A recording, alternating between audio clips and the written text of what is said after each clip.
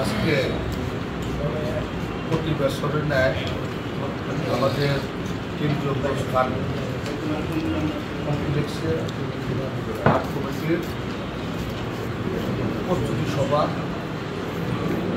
আগামী আর্ট কিভাবে বাইরে কাজ অনেক অনিয়ম হয়, কিন্তু আজকের মিটিংয়ে যারা পুরাতন এখানে দীর্ঘদিন ধরে এই হাটের সাথে জড়িত, তারা যেহেতু এই আগের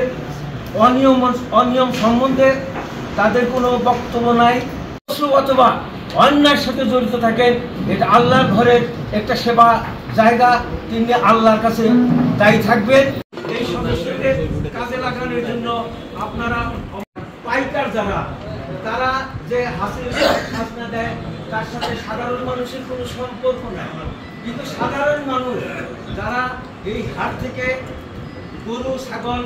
যারা হাসনা নেওয়ার জন্য অফিস কক্ষ তৈরি করেছেন তাদের সাথে অনেকেরই ঝগড়ার মতো হয়, আমরা আসলে কেউ জানিও না। তবে আজকের এই মিটিং থেকে আমরা ধরে নিতে পারি আগেও আমার মনে হয় নিয়মতান্ত্রিকভাবেই এই হাট পরিচালনা করেছে। যারা সম্পর্ক ভালো থাকে তারা এই মাদ্রাসার যারা সন্তানরা অত্যন্ত 24 ঘন্টা অক্লান্ত পরিশ্রম করেন, তাদের সাথে যাতে সাধারণকে এখন বক্তব্য রাখবেন কাকমারি কলেজের সাবেক ভিপি